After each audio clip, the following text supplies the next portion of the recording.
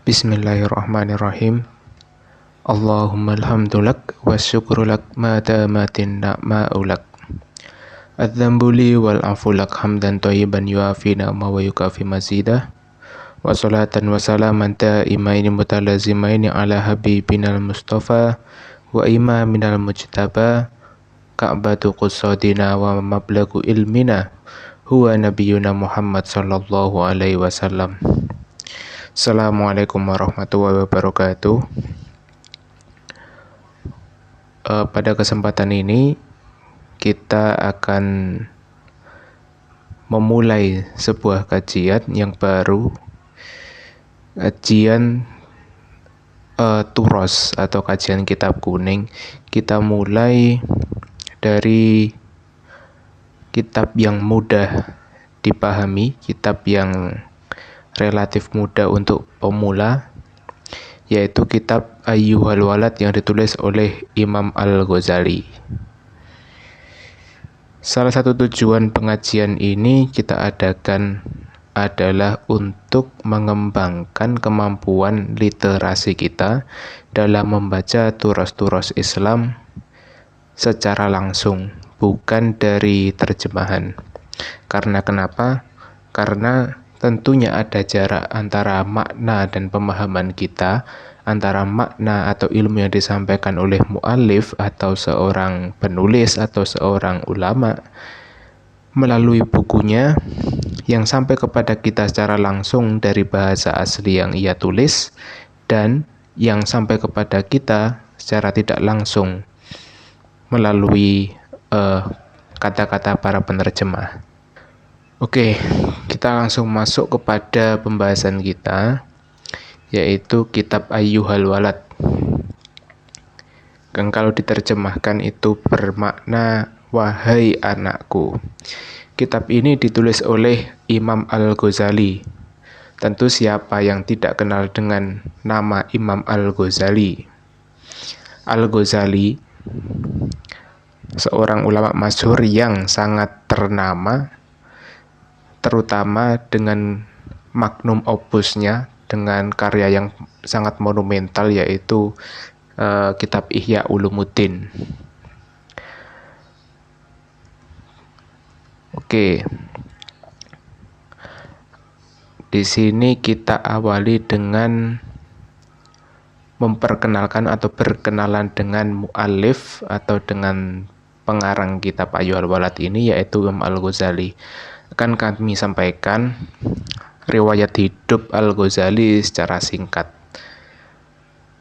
Nama lengkapnya adalah Muhammad bin Muhammad bin Ahmad At-Tusi Abu Hamid Al-Ghazali. Jadi kalau dalam tradisi Arab, tradisi lama, bahkan mungkin masih berlaku sampai sekarang, di Arab banyak anak-anak yang dinamai dengan nama bapaknya atau dengan nama kakeknya. Sebagaimana Al-Ghazali nama aslinya adalah Muhammad bin Muhammad, terjadi ada Muhammad 3 kali. Jadi kalau kita tanya Muhammad siapa? Muhammad, ya itu Muhammad anaknya Muhammad. Ya, anaknya Muhammad yang mana? Ya, itu yang bapaknya Muhammad lagi, kemudian bapaknya yang Ahmad. Baru kemudian ada lakob dan ada kunyahnya. Di sini lakobnya Al-Ghazali adalah Abu Hamid, bapaknya Hamid. Kemudian ada kunyah Al-Ghazali yang artinya adalah penenun. Kenapa dinamai Al-Ghazali? Karena pekerjaan utama mata pencaharian bapaknya Imam Ghazali ini yaitu menenun kain suf, ghazlus suf, fi amali ghazlis suf. Pekerjaannya adalah menenun kain. Al-Ghazali lahir pada tahun 450 Hijriah dari kalangan atau dari keluarga yang sederhana. Akan tetapi dari keluarga sederhana tersebut, keluarga tersebut sangat soleh. Kenapa dikatakan demikian? Karena hanya dari menenun saja, ayah Al-Ghazali tidak ingin menafkahi atau tidak ingin memberi makan anak-anaknya dari pekerjaan, selain dari pekerjaan yang jelas, selain dari pekerjaan yang halal. Kemudian di samping bekerja, ayah Al-Ghazali juga sering berkeliling untuk belajar menimba ilmu pada para fuqaha, pada para ahli fikih, dan al-wu'ad, yaitu para ahli hikmah atau para penasehat. Banyak sekali majelis yang dihadiri oleh bapaknya Imam Ghazali ini, sampai nanti kecintaan terhadap ilmu ini menurun kepada anaknya. Al-Ghazali tidak sendirian. Al-Ghazali memiliki saudara yang bernama Ahmad. Ketika dua saudara ini ditinggal wafat oleh bapaknya, dua saudara ini dititipkan kepada salah satu kerabat atau salah satu teman dari ayahnya. Beliau seorang sufi atau seorang ahli hikmah, dan kedua saudara ini dibekali beberapa harta yang tidak banyak dari ayahnya. Kemudian tatkala bekal yang diberikan atau sangu yang diberikan ayahnya, yang ditinggalkan ayahnya Al-Ghazali ini habis, dan si temannya bapaknya ini juga sudah tidak mampu membiayai kedua anak tersebut, temannya ayahnya Al-Ghazali ini kemudian berpesan, kalian berdua mulai sekarang silahkan berguru atau silahkan belajar di madrasah yang ada di sana. Kenapa? Karena di sana ada makan. Selain majelis ilmu juga ada makannya. Nah, cerita ini kemudian nantinya akan sering diceritakan atau dikisahkan kembali oleh Al-Ghazali di berbagai kesempatan, yang mana nantinya Al-Ghazali di akhir berkomentar, tolabna ilma li ghairillah fa'aba an yakuna illa lillah. Kita maksudnya Al-Ghazali dan saudaranya, pernah menuntut ilmu bukan karena Allah, tapi karena makanan tadi. Fa'aba an yakuna illa lillah. Dan ilmu tersebut enggan untuk merasuk, enggan untuk mendarah daging pada diri kita, kecuali kalau kita niatnya tulus hanya karena Allah Ta'ala.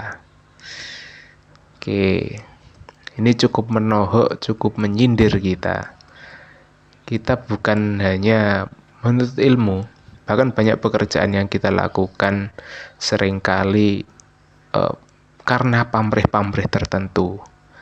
Entah itu karena pamrih ingin dibanggakan di hadapan manusia lain, atau ingin dilihat sebagai A, sebagai B, sebagai C. Dalam kasus atau dalam istilah terbaru kita kenal ada istilah flexing atau pencitraan. Motif-motif pekerjaan semacam ini kalau kita sandingkan dengan kegiatan ilmiah, kita sandingkan dengan kegiatan yang mulia, justru kegiatan tersebut akan menjerumuskan kita, bukan akan mengangkat derajat kita. Oke. Dalam sebuah hadis dijelaskan ada 3 orang yang mendapat azab pada hari kiamat. Padahal ketika di dunia, 3 orang tersebut memiliki track, memiliki kisah atau memiliki sejarah yang sangat baik. Satu orang terkenal sebagai seorang qori, pembaca Al-Quran. Satu orang terkenal sebagai mujahid. Satu orang terkenal sebagai ahli sedekah. Tapi ternyata apa? Ternyata di hati mereka bukan mengerjakan semua itu karena Allah, tapi karena manusia lainnya. Oke. Ini sangat perlu kita hati-hati karena apapun itu yang dikerjakan bukan karena Allah, tentunya tidak akan mengarahkan atau tidak akan mendekatkan diri kita kepadanya, walaupun bentuknya adalah ibadah. Bahkan dalam beberapa buku-buku para sufi itu dijelaskan bahwa mengerjakan sesuatu karena Allah itu adalah riya. Ini disebutkan juga oleh Al-Ghazali dalam kitab lainnya, kitab Ihya Ulumuddin. Mengerjakan sesuatu karena manusia atau karena orang lain itu disebut riya.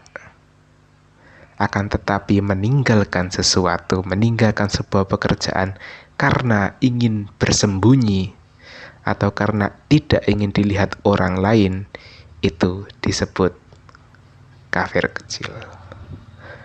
Oke. Lanjut pada sirah atau kisah perjalanannya Al-Ghazali.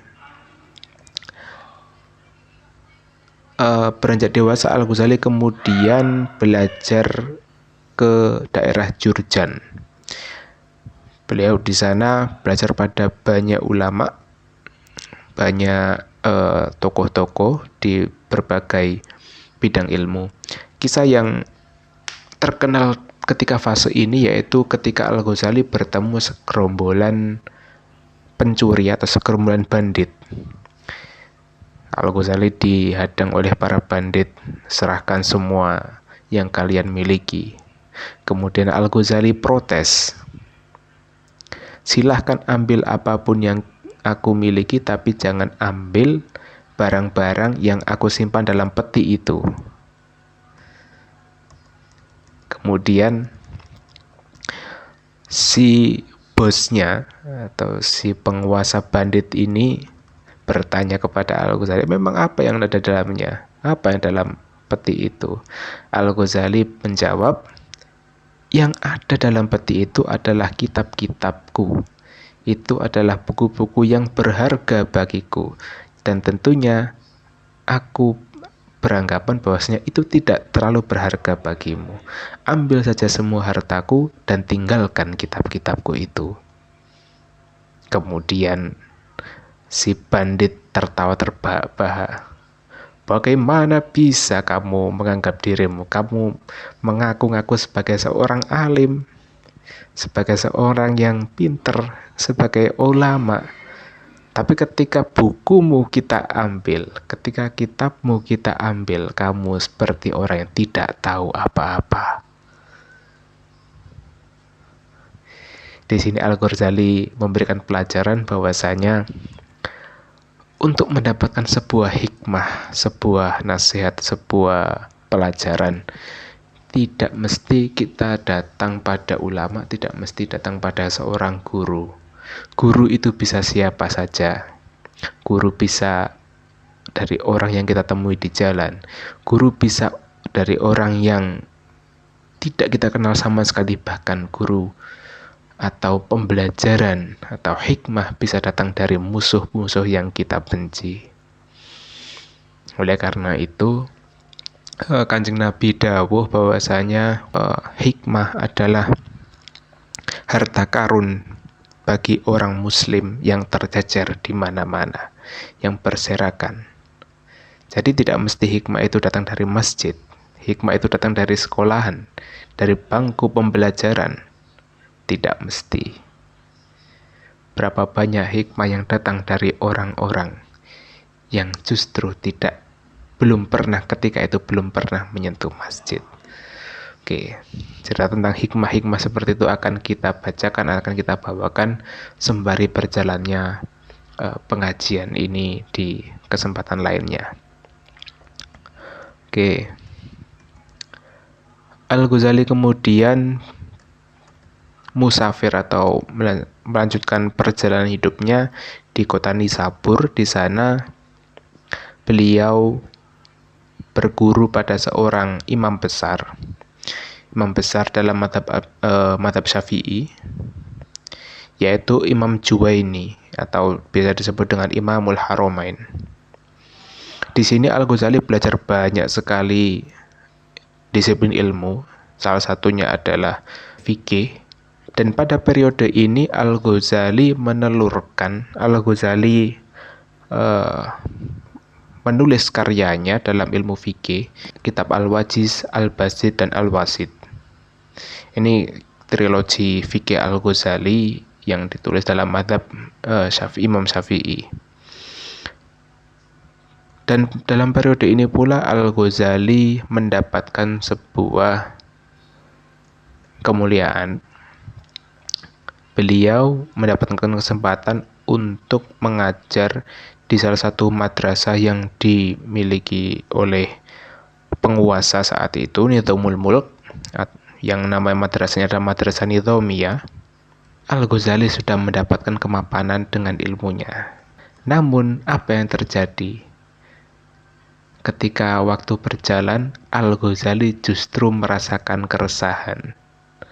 Keresahan hati ini yang kemudian menggiring Al-Ghazali, mendorong Al-Ghazali untuk meninggalkan kemapanan duniawi yang sudah ia miliki. Ia kemudian berangkat ke Damaskus untuk beruzlah, untuk menyendiri, untuk menemukan rahasia-rahasia ilahi, dan meninggalkan segala yang berbau duniawi. Dalam fase inilah nantinya Al-Ghazali melahirkan karyanya yang monumental, yaitu Ihya Ulumuddin, sebuah kitab agung yang isinya mulai dari tasawuf, fikih, tauhid, dan banyak sekali.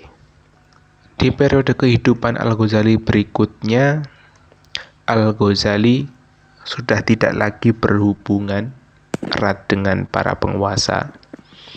Al-Ghazali sangat menghindari kontak langsung dengan para penguasa. Yang bisa kita baca keterangannya atau pendapat atau pikiran Al-Ghazali tentang hal ini dalam kitab Ihya Ulumuddin terutama. Dan dia hidup untuk mengabdikan diri dalam ilmu, memberikan nasihat dalam bentuk kitab maupun dalam bentuk lisan, dan mengajari para murid-muridnya dalam sebuah madrasah sampai akhir hayatnya. Nah, kitab Ayyuhal Walad ini adalah sebuah risalah kecil yang ditulis Al-Ghazali sebagai jawaban untuk salah satu muridnya. Kita masuk pada sebab penulisan atau latar belakang penulisan kitab ini. Kitab Ayyuhal Walad adalah sejatinya pertanyaan, bermula dari pertanyaan seorang murid yang merasa gelisah. Ada seorang murid Al-Ghazali, murid senior Al-Ghazali yang merasa gelisah karena ia merasa sudah mendapatkan semua ilmu dari gurunya, Imam Al-Ghazali, sehingga ia menjadi bingung. Saya harus belajar apa lagi? Apa lagi yang harus saya pelajari? Kemudian ia mengadu kepada gurunya, kepada Imam Al-Ghazali, sejatinya apa yang harus saya pelajari lagi? Dan Al-Ghazali menjawab pertanyaan ini, menjawab kegelisahan muridnya ini dengan menulis sebuah risalah yang bernama Ayyuhal Walad. Oke. Cerita ini mengingatkan kita pada sebuah kisah tentang keluhan seorang murid pada gurunya juga, yaitu kisah Imam Syafi'i, yang kalau dalam syairnya itu berkata, syakautu ila waqi'in su'a hifdi fa arsyadani ila tarkil ma'asi wa akhbarani bi annal ilma nurun wa nurullahi la yuhdalil asi. Imam Syafi'i Imam Syafi'i mengadu kepada gurunya, yaitu Imam Waqi'. Mungkin Dari sini kita bisa melihat bahwasanya kebesaran seseorang dalam Islam itu tidak menutupi bahwasanya ia masih harus memiliki adab, ia harus masih merasa rendah di hadapan gurunya. Imam Syafi'i, siapa yang tidak tahu Imam Syafi'i? Tapi siapa yang mengetahui tentang Imam Waqi'? Meski demikian, Imam Syafi'i tetap merasa hormat dan tidak merasa lebih pintar daripada gurunya, sehingga Imam Syafi'i mengadukan kegelisahannya pada Imam Waqi'. Kemudian Imam Waqi' menjawab, Imam Syafi'i yang gelisah karena ia merasa hafalannya itu lemah. Ia merasa hafalannya berguguran secara perlahan. Imam Waqi' menjawab, fa'arsyadani ila tarkil ma'asi, tinggalkan maksiat. Kenapa harus meninggalkan maksiat? Karena ilmu yang diberikan oleh Allah itu adalah cahaya, nur ilahi, yang mana nantinya akan dimasukkan ke dalam hati setiap manusia, hati setiap thalibul ilmi, hati setiap penuntut ilmu. Nah, kalau wadahnya ilmu ini tidak bersih, tentunya cahaya itu tidak bisa nembus masuk ke dalam hati tersebut. Ini masih berhubungan lagi dengan pesannya Imam Al-Ghazali tadi, bahwasanya tolabtu ilma li ghairillah fa'aba an yakuna illa lillah. Secara alamiah ilmu itu akan mengarah kepada Allah. Ada sebuah nasihat bahwasanya man izdada ilman walam yazdad hudan lam yazdad illa bu'tan. Barang siapa yang bertambah ilmunya tetapi tidak bertambah hidayahnya, tidak bertambah kekhusyuannya, tidak bertambah keharmonisannya, tidak bertambah keromantisannya dengan Allah Ta'ala, maka sesungguhnya ilmu tersebut tidak lain hanyalah penyebab jauhnya kita dari Allah Subhanahu wa Ta'ala. Ilmu tersebut justru menjadi hijab, justru menjadi penghalang kita untuk menuju Allah Ta'ala. Jadi guru yang sejati dalam proses menuntut ilmu itu bukan guru yang di depan kita, bukan syekh, bukan mursyid. Akan tetapi guru yang sejati adalah Allah Subhanahu wa Ta'ala melalui para guru kita, melalui para ulama, melalui para alim. Cahaya Allah tersebut dipancarkan kemudian menuju pada hati kita masing-masing. Itulah kenapa kita diharuskan untuk menghormati guru kita, karena beliau adalah perantara yang tanpanya mungkin kita akan sangat kesusahan untuk mencapai atau untuk menerima pijar-pijar cahaya ilmu Allah Subhanahu wa Ta'ala. Oke, mungkin cukup sekian untuk pertemuan yang pertama ini. Untuk pertemuan ke depan kita akan masuk pada susunan struktur kitab Ayyuhal Walad, kemudian kita langsung mulai membaca insyaallah muqaddimah kitab. Sekian, billahi taufiq wal hidayah. Allahumma wafiq fi aqwamit thoriq. Assalamualaikum warahmatullahi wabarakatuh.